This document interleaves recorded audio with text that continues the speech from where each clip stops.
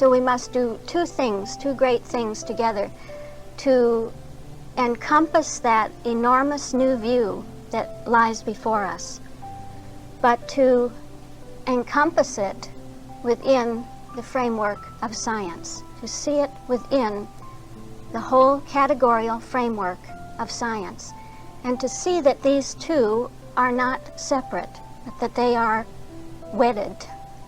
The bigness of the idea, the newness of the idea, the greatness of it is one with the structure of science, the structure of being itself. That which will be amplified as the homeorrhea is working with the homeostasis. Actually, I will let a little cat out of the bag, that the amplification will go on through the autocatalysis, that we will see within the chapter that all that within us that constitutes a right prayer will be autocatalyzed. And all of that which constitutes a wrong prayer is that which must be corrected and will undergo the workings and the operation of the negative feedback principle, the workings of the homeostasis with its law, with its laws. So let's just quickly look at what an open system is. The textbook begins by showing us what an open system is, and that we are, to some degree, an open system. So what is, we could say, the prayer of a divinely open system, the attitude of a divinely open system from the standpoint of mind? It is all that which constitutes a true desire, true motives. And so the text will speak about deep felt desire, fervent, humble, unspoken desire, longing. You see, longing is openness, yearning is openness.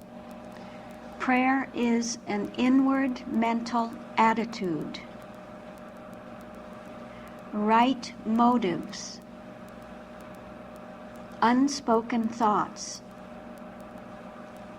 What is the wrong prayer, or what is that which is closed within us? That which is closed, that which is tending toward equilibrium, entropic, not extropic, not negentropic, but entropic, tending toward a deadness. Yeah. Closed, everything running down. I just say it so that we can really, you can't help but ask yourself, am I an open system? Or is there something that's closed within me? That which is closed is a wrong mental attitude. A mere request, just merely requesting that God will save us. The habit of pleading, imploring, asking God to do more.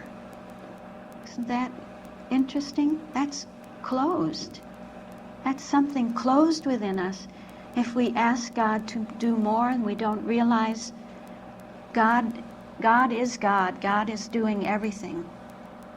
This comes up in the text. That wonderful sense that comes into the text, as though it's just coming right in from the divine self-organizing principle. God is love. God is love. can we ask him to be more?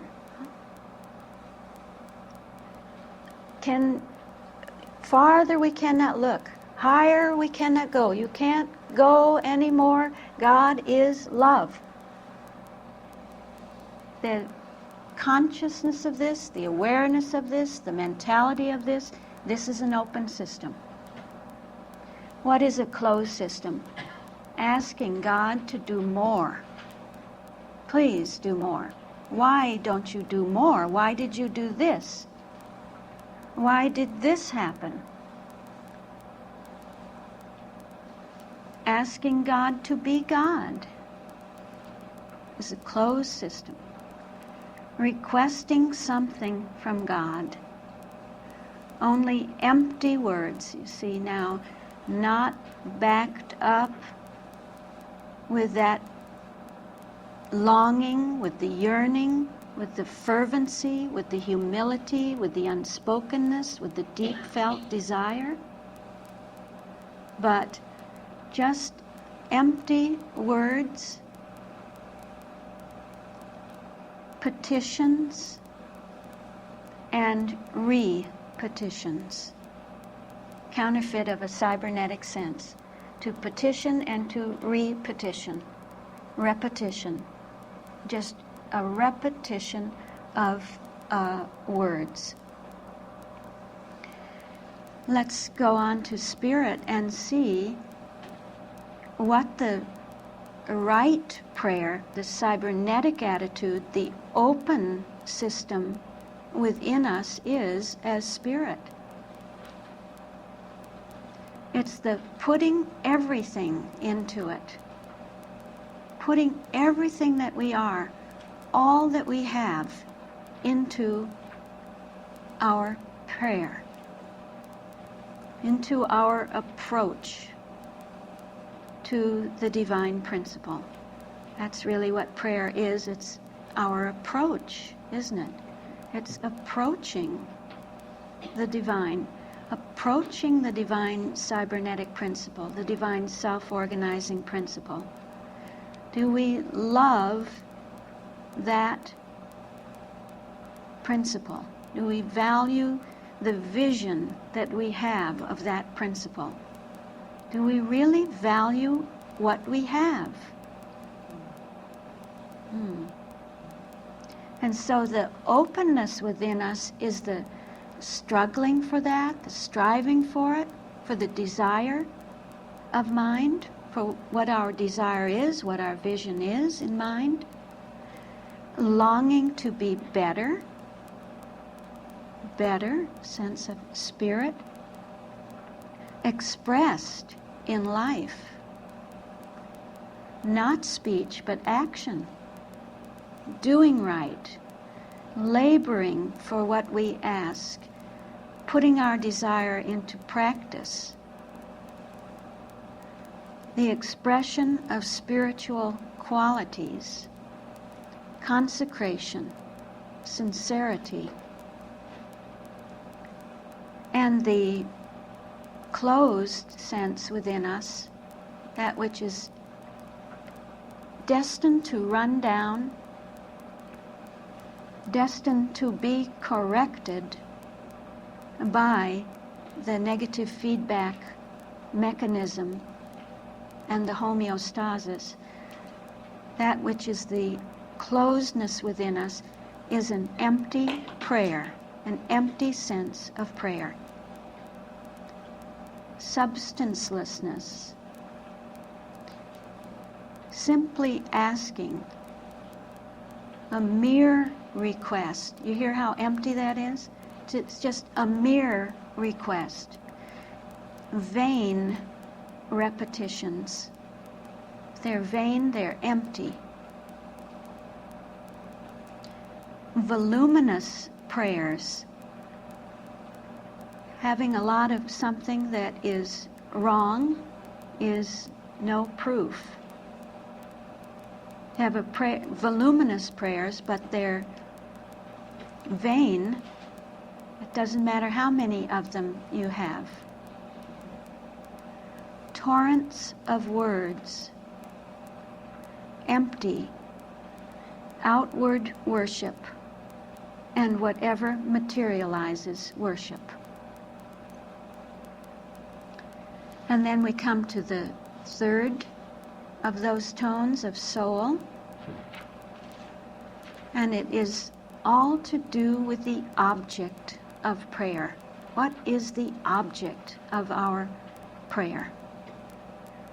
And that object must be and is for the open system, for the open, dynamic, evolving system of consciousness. The object of that system is to know God. The object of that consciousness is to know God. And so our openness is expressed as spiritual understanding, sober resolve, unselfed love, being balanced in our prayer, being secure in our prayer, being deep-seated, and having God as the only object, having our divine cybernetic principle as the only object of that prayer. And that which is closed within us is the counterfeit of understanding God spiritually. What does that look like? Informing God. Our whole object of praying is to let God know what it is He has to do. Advising God, reminding, don't forget, reminding God to be God, giving information to God. See, unless you give Him His own information, it's of no avail, it's empty.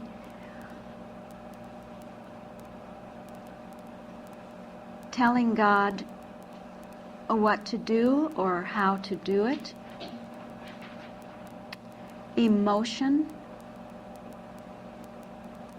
ecstasy, sentimentalism. This is all that which is closed within us.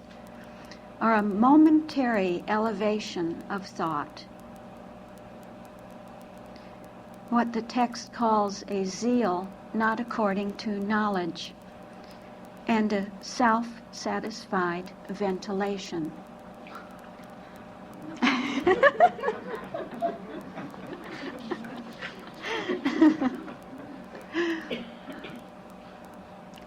There's something beautiful about seeing it in the new cybernetic frame of reference, isn't there?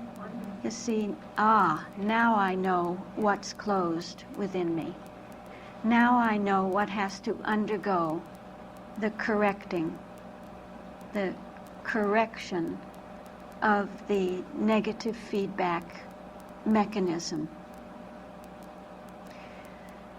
Well, these three, you probably know already, are the Word as the Word.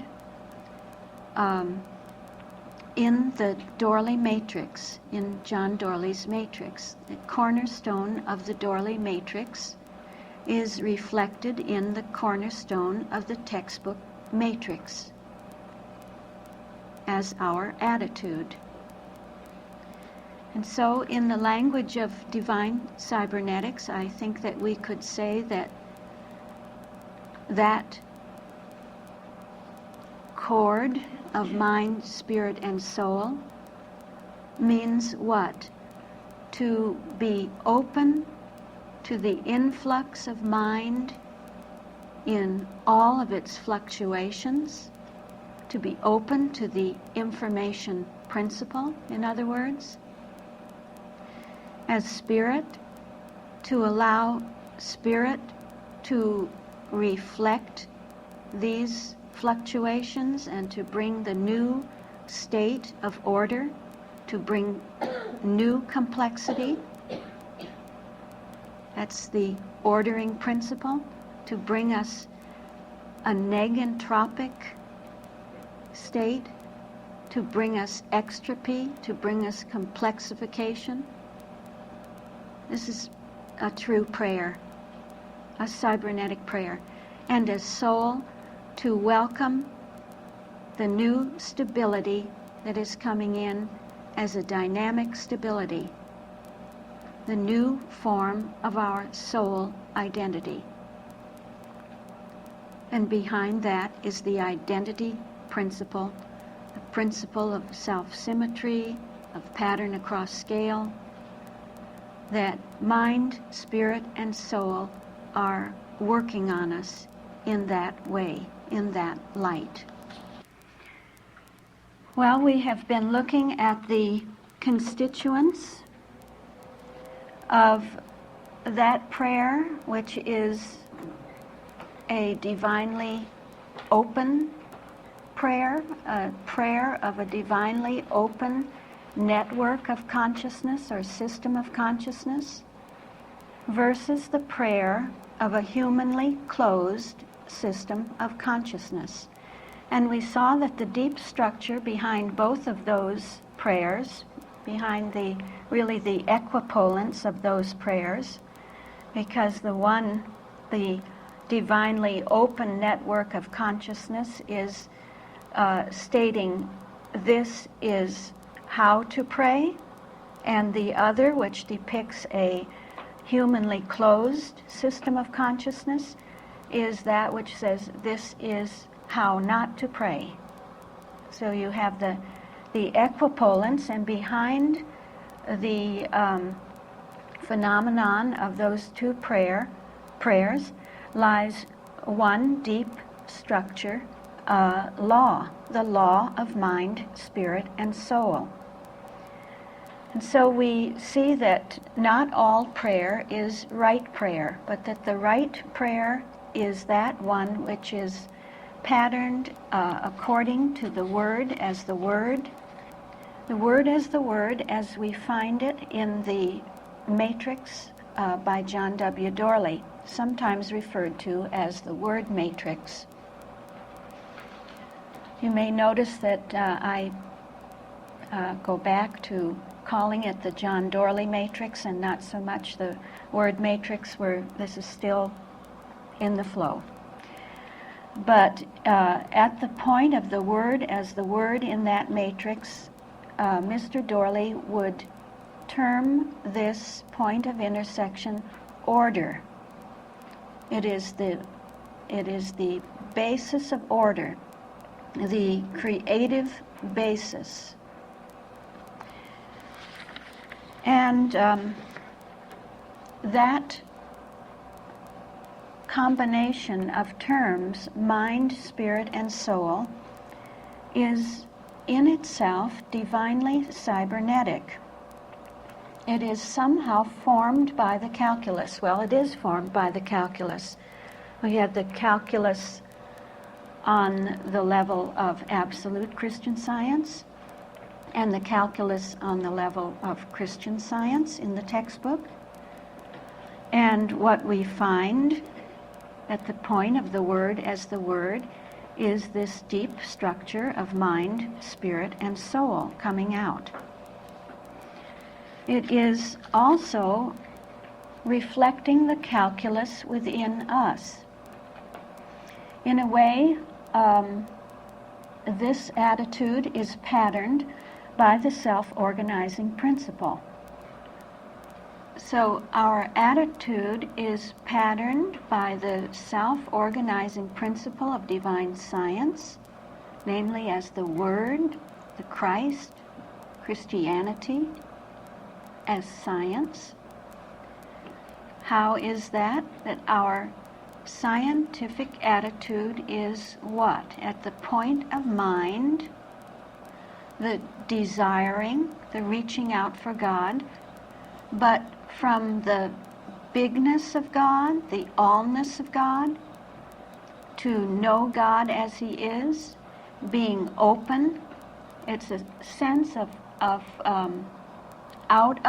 coming out from God in order to find God, coming out from that which God is and that which we already are as the nature of God. And so it is the openness, the sense of being unprejudiced, without preconceptions, reaching out for the divine, praying from God, and then as spirit, putting everything into that, seeking, substantiating that desire with our whole inward attitude.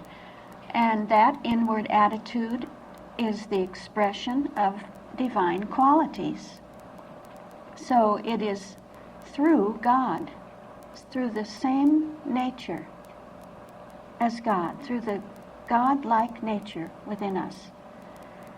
And so the likeness of the divine within us is that which prays. We pray through the likeness of the divine within us. And then as soul, we see that everything is directed to God.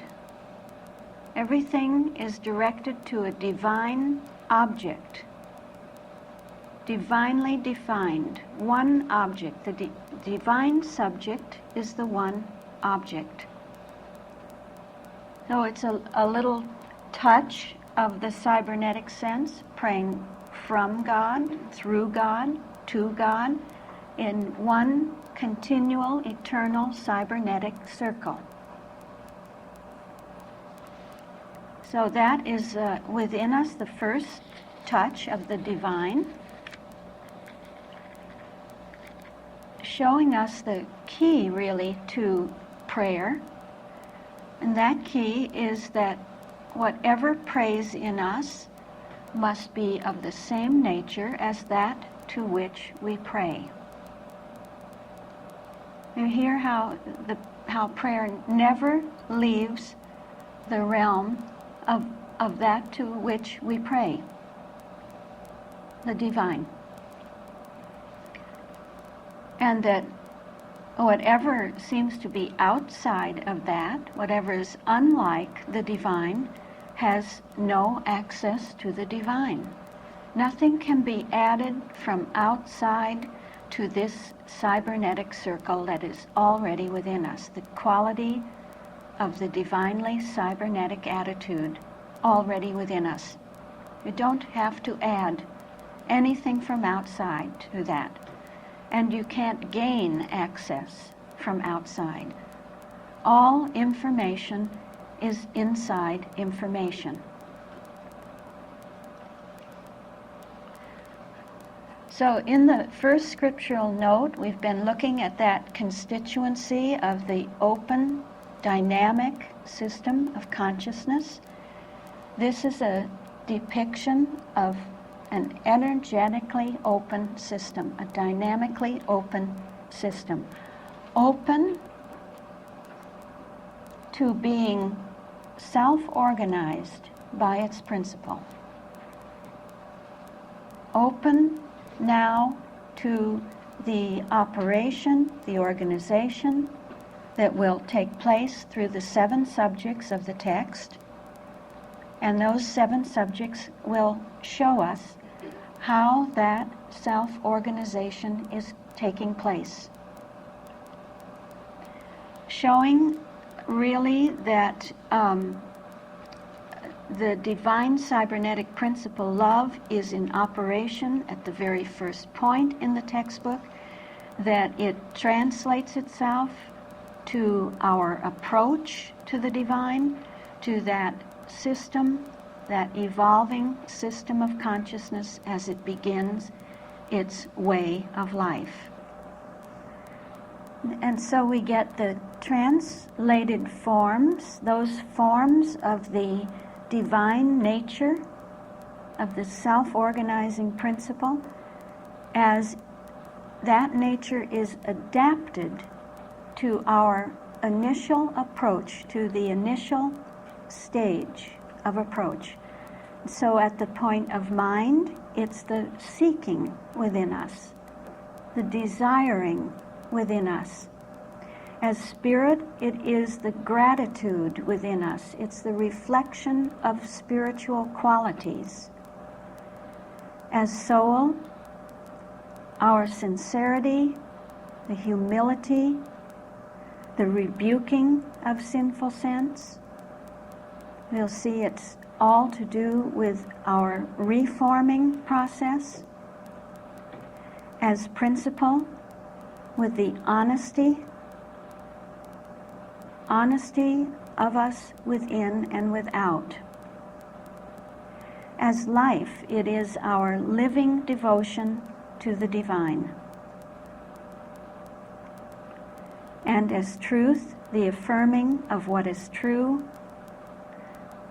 As love, the glorifying of the perfection of being, and the confiding of all to God. Now we need to go further in our text, and you see that there is not just one scriptural note in that chapter, but there is a second scriptural note, and this, in its tonality, also pervades the whole text of the chapter. What is that second scriptural note? What does it say our need is? The whole chapter is telling us that our need is what? That your Father knoweth, first your Father knoweth what things ye have need of before ye ask him. So the first scriptural note cannot stand alone, but it is in a context. It must be seen in the context of the second scriptural note. And that scriptural note that says that your Father knoweth is really saying that the self-organizing principle, love, knows what you need, knows the goal. The need is the goal.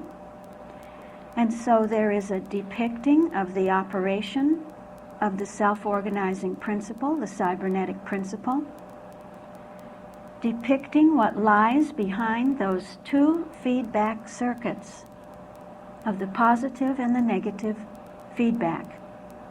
Actually,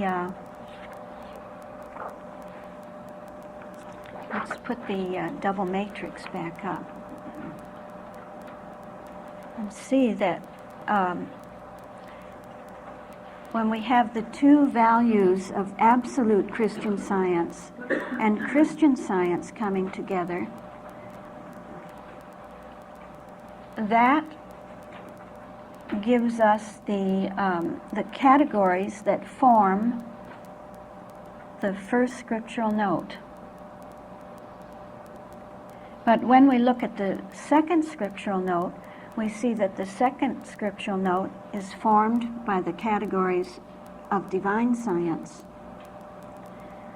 such that the first scriptural note is nested in the second.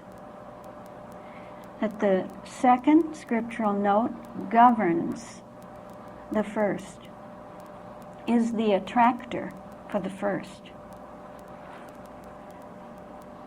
Without the second, the first is just ordinary metaphysics. You can hear that. And if you take it out of the context and you read it, you can hear that. Someone will have to give me that. I'm not sure that I brought the first scriptural note. Read it to me, Ellen, can you? Just a second. The first. The first. For verily I say unto you, that whatsoever shall say unto this mountain, be thou removed, and be thou cast into the sea, and shall not doubt in his heart, but shall believe that those things which he saith shall come to pass. He shall have whatsoever he saith. Yeah, all right. Yeah. So you can hear that. Whosoever shall say, isn't this, the world is filled with this. Anybody can say anything and they can have it. That's what that first scriptural note sounds like until it is brought within the restraints of the second scriptural note. It sounds like you can ask for anything you want, whatever it is you want to get rid of, whatever it is you want to bring into your experience. Doesn't it sound like that? Just say, be thou removed, and be thou cast into the sea. Yeah, and just believe it. Believe it with all your heart and soul and mind, whatever that means. And we need the prayer chapter to show us the scientific context of that, what that means.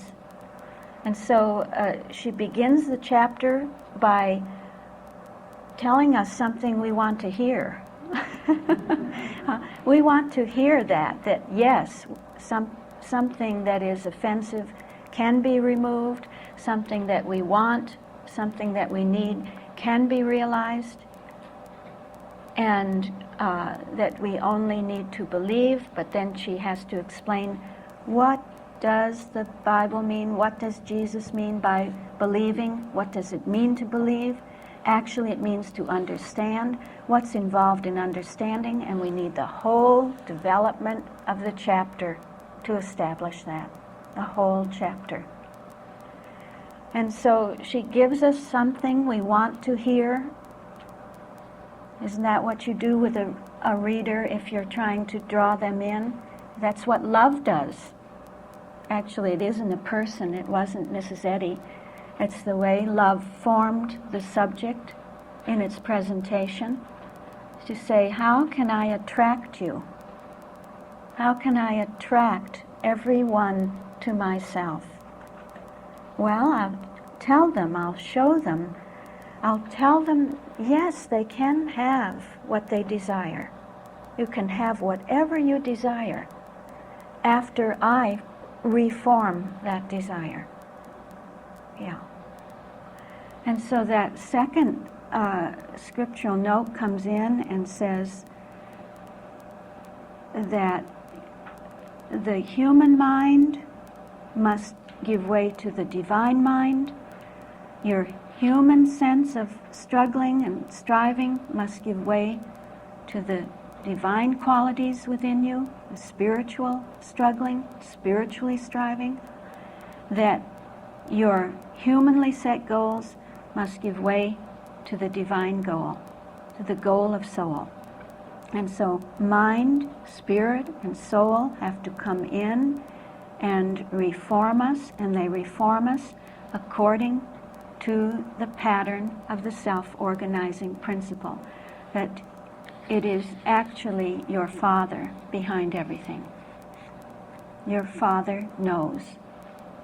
So in a way, we could reverse those two scriptural notes just for the sake of understanding them, and we would see that the second scriptural note gives us that touch of the self-organizing principle of divine science, and that then the first scriptural note is molded by that, nested within that, formed and shaped by the divine self-organizing principle, such as to be able to express the positive feedback and the negative feedback circuits working together in perfect accord to bring out the true desire and the true prayer. So the second gives us the divine authority for the first scriptural note. And together, the two scriptural notes express the whole cybernetic flow of being.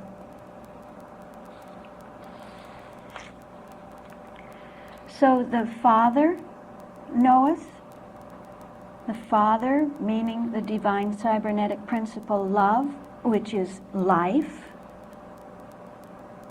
life in divine science, knows what you need, knows what we need. What does the divine principle love, which is life, know? It doesn't know a person. It doesn't know anything that is not itself. Yeah. The Father knows himself. The Father knows the Father. The Father knows the nature of the Father. The divine cybernetic principle can only know its own nature. It knows, I am mind, I am spirit, I am soul, I am principle, I am life, I am truth, I am love. I'm the calculus, I'm the four. I am multidimensional. I fill the universe. Governing myself, I govern the universe. And so it knows its own nature, its own operation, its own translatability and multidimensionality, its own infinite system. And what the Father knows is what we need. Your Father knoweth what you need. So what the divine principle knows about itself is what you need.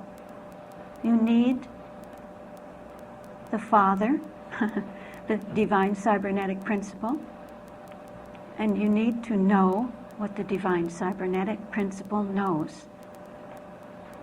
The sevenfold nature, the fourfold operation, the infinite translatability of that principle. So our need is to know God. This is what it means to know God as He is. To know this principle, to know always more and more and more of this principle. This love principle. That is the only true desire, the only right desire.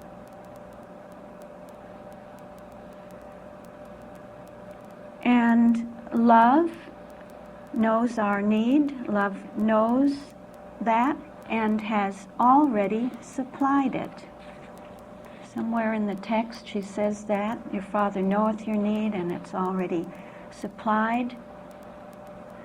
And so we get a relationship of divine cybernetic impact between the second scriptural note and the first scriptural note,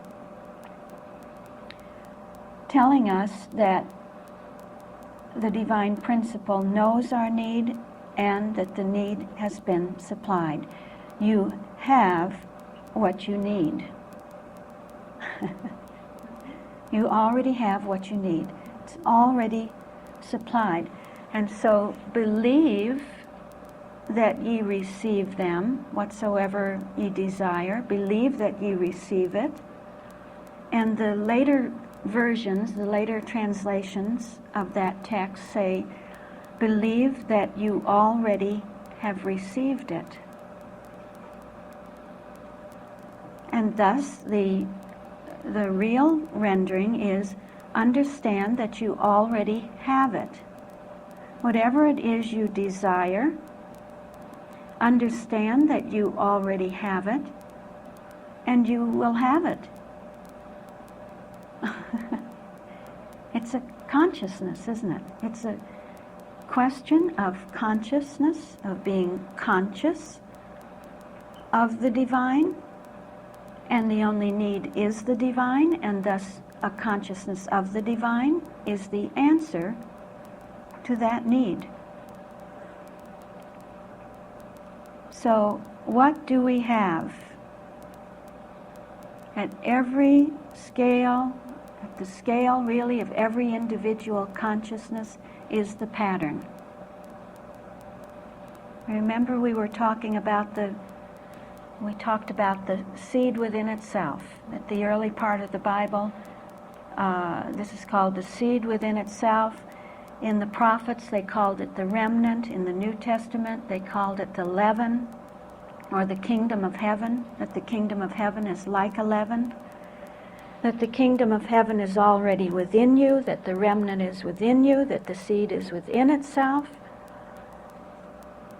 This is what is meant by understand that you have it already.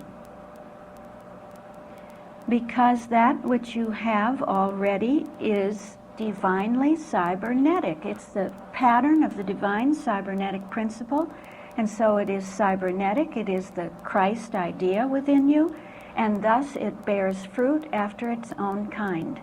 It isn't static. It isn't stagnant. It is autocatalytic. It is autocatalytic. That the kingdom of heaven is like unto a leaven, which a woman took and hid in 3 measures of meal. That leaven which is embedded in, nested in consciousness, in the 3 essential aspects of consciousness, that leaven is there and it's overturning consciousness. It is catalyzing consciousness. So you have the pattern within you, and it is autocatalytic, self-producing by reflection. It produces itself by reflection, by self-reflection. Being produces more and more and more of itself. You see that in order for a catalyst to work, do you remember at the beginning of this week we said in order for a catalyst to work, you have to have what you want to get. It's paradoxical. It is impossible to get something unless you already have it. You feel how consciousness just relaxes, just is relieved, is comforted in the sense of love, the love sense that, oh, it's already here, it's already fulfilled. I already have what I need. So you cannot pray for something and you cannot receive something that you pray for unless you already have it.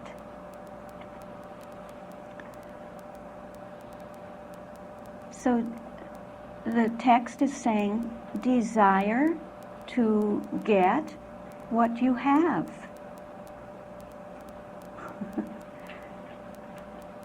And give what you do have, because you already have something. Give what you have to God. Give what you have to God, and your need is met. So prayer is to give to God what you have, and then you will get it full and running over. It comes back again. The whole process is cybernetic. What you have is the divine nature.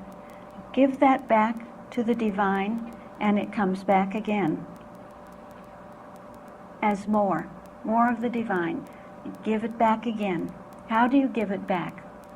By focusing on it, by loving it, by adoring it, by acknowledging it within you,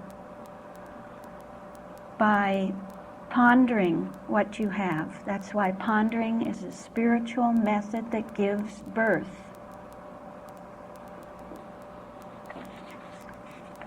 So you have it, and you give it back, and it comes back again. You hear it's a cybernetic cycle.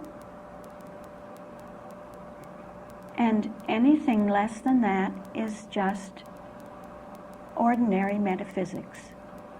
Just metaphysics.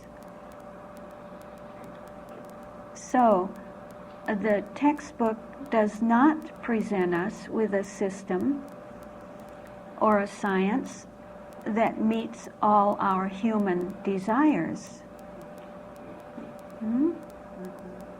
all our human desires, or that will enable us to have what we don't yet have. But it leads us always to the one need, to the one question: what is God? What is God? And in the 14th chapter, where there's a recapitulating of the whole text, the whole textbook, that very first point of intersection begins with the question, what is God? Yeah.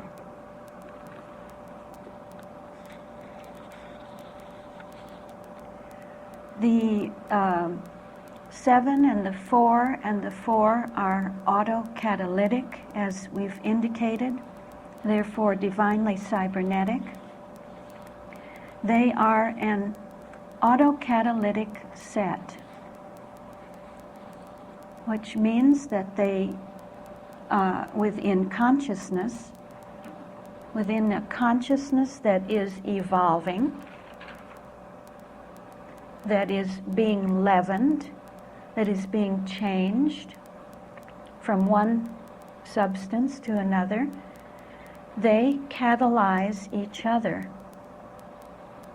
The 7 and the 4 and the 4, it's like you don't have just one thing in consciousness and it's auto-catalyzing itself, but if you have 15 fundamental root notions, as we do, as that's the pattern within us, this is a set. And the whole set works on itself, autocatalytically. Could there be anything more dynamic than that? No. The answer is no. So to sum up then the whole lesson of the first and the second scriptural notes is to take the standpoint of divine principle, of divine science, of love. It's an attitude of thy will be done, isn't it? Yeah. Thy will be done, so that the will that we then see in the first scriptural note, whosoever shall say unto this mountain, whosoever shall desire to have that mountain removed, the will behind that desire must be the divine will. It must be thy will be done. And so to go out from thy will be done is to go out from the nature of that infinite one, the operation of that infinite one, allow that nature and operation to bring forth, to translate itself to every level of our experience. This in contrast with going out from a problem. You see, versus going out from a problem to an idea. I have a problem. Let me look at this problem and scrutinize it and turn it around in all of its facets until I figure out what caused that problem. And having found out what caused it, I can go back to the idea that is the truth behind that which I think caused the problem. This is not science. This is not science. Did you hear that? It is not science.